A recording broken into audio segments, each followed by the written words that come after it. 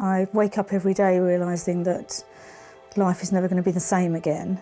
And I think that future's going to be different to how I imagined. I don't know whether I will see my grandchildren.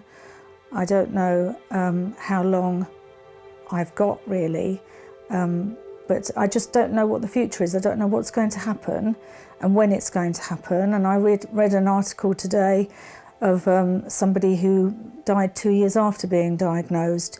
It all seems very unsure.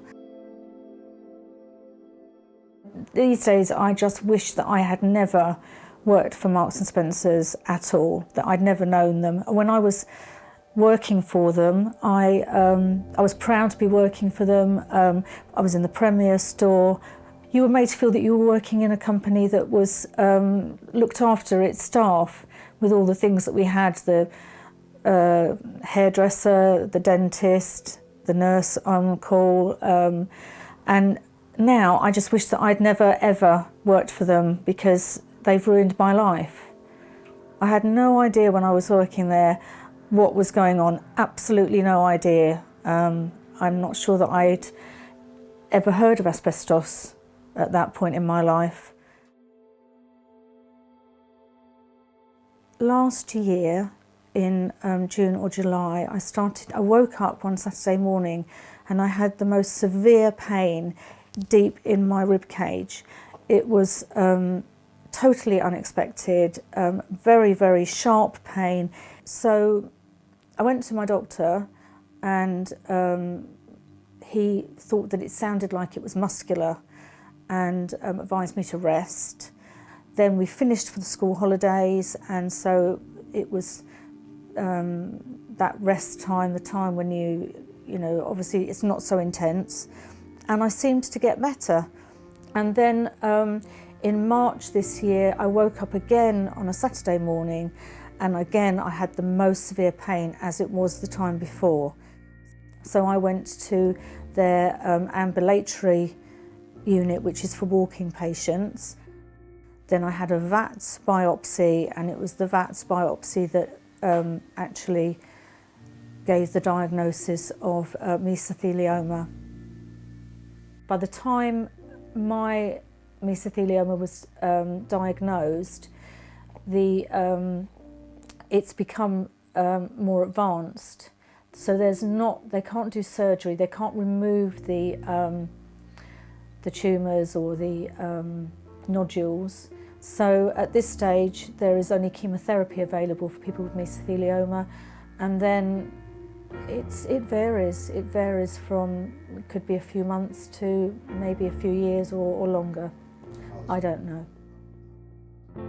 My stepmum was the one who helped me to make the link with mesothelioma and Marks and Spencer's. She knew somebody who was involved with being an advocate for mesothelioma, who worked for Leigh and Associates, and it was her association with the nurse who was able to tell me that Marks and Spencer's had a really bad record with asbestos and not taking care of, not adhering to safety, and that there was asbestos all through the stores. Then my husband looked on the internet and found a few stories about Marks and Spencer's and mesothelioma, and then he also identified that the man who was warehouse manager at Marble Arch when I was first there, Peter Pipping, had later on been diagnosed with mesothelioma. And I knew Peter, and I knew him quite well. And then to discover that he'd passed away with mesothelioma, although in effect it was a heart attack that did lead to his death, you then start to put together, well, how many more people are being affected by this at Marble Arch or at Marks and Spencer? And then you then discover there's a number of cases throughout the country where individuals have got a link with Marks and Spencer, building work, mesothelioma. I felt betrayed really. I felt that I'd worked for them all that time. I'd given, you know, I'd worked hard for them. Everybody works hard. Usually at Marks and Spencer's, they're proud to be working for them. They give. I felt that the people I worked with, we all gave of our best and more, and I just felt completely betrayed that this had happened to me because of them. For the 24 years that I worked at Marks and Spencer, never once was I warned by any member of management or any member of Marks and Spencer that there was asbestos present or that we could be exposed to asbestos. To me now, over the last 10 months, it's been very clear that it's a business, and it always has been a business, but the family values have disappeared. Now it's all about making money. They don't want to spend money to actually sort the problem out with asbestos. They're prepared to sort of like just keep things very quiet and let things go along as it has done for the last 100 years and just carry on in that nature. So I feel very betrayed. While I was working at M&S, I didn't really know anything about asbestos, and I had no idea that there was any danger or that I needed to be aware of anything like that. I'm very angry that I really, can't explain how angry that made me feel, that they had such disregard for the safety of their staff. Janice and I met in January 1979. I'd just returned from having tonsils removed. Ended up on the sales floor, and there was this deputy supervisor in front of me, which was Janice. And I suppose at the first point I was a bit jealous because I thought I should be next in line to be promoted, and there was this young lady in front of me. So yes, I remember it very clearly. I remember seeing him that morning on the, we were part of the men's pyjama section as well, and I remember seeing him and thinking, he's really good looking. And do you know, I also swear I had this feeling that I looked at him and thought, I'm going to marry you. And it really was a strong feeling, and I don't know where it came from, but I just knew that he was the person for me. They gave us a life back in '79 where we met each other, we had good careers. This house was bought through that career, our family was developed through that career, but I would honestly change all of that today if it could, you know, get Janice back to normality as far as her health is concerned. There is also that concern that he may have been exposed as well, and that is something that is a danger. So therefore, yes, we're kind of blessed to have met each other, but there also is that curse of asbestos that hangs over us as far as he's concerned as well.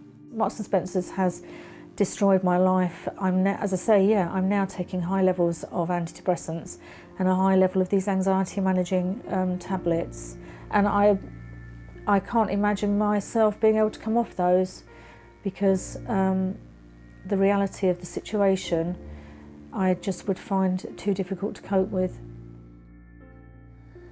She's not been the happy-go-lucky person that she has been. Every day she wakes up and she wonders whether it's going to be her last.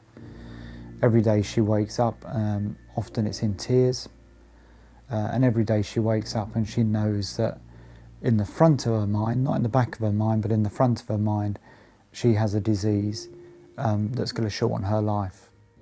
But, you know, looking forward to each day, looking forward to the future at the moment, there is no joy there. At the moment, it's living every day as if it's the last. Marks and Spencer's have taken away from me that that future that I felt I had before diagnosis, which would be to grow old gracefully and know my grandchildren. That's all gone. I don't have that carefree feeling that everybody else has, that life in the future is full of exciting things that could happen and full of hope for those exciting things. We've been planning for a long time about our time together. We've been married for nearly 30 years. We were looking forward to a retirement. Our family have grown up, spending time getting a dog, walking around and doing all the things that generally everybody else gets an opportunity to do. But now, because of the mesothelioma that Janice has contracted through their inadequacies at Marks and Spencer, that life is being shortened. We don't know how long, or Janice doesn't know how long she's got, so we're taking every day, at a time to make sure we can enjoy what time we do have. I think, Janet, at some point, Janice is going to pass away sooner rather than later. I hope.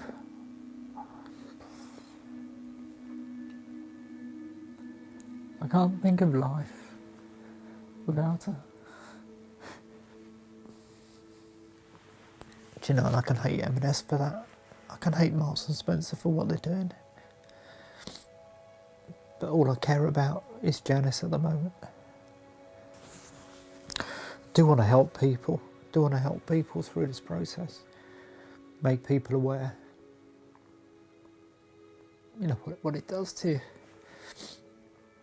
But at the moment, I just need to help Janice. I hope I have as much time as possible to be with my family, and the message I just want to pass on is that how much I love them all and how devastated I've been by this. I know they're devastated, I'm devastated, and I just love them very much, and I just feel so angry and so upset about the fact that my future with them has been cut short. I don't know what my future is, and neither do they. But my message is that I love them very much, and I hope that I have as much time as possible with them.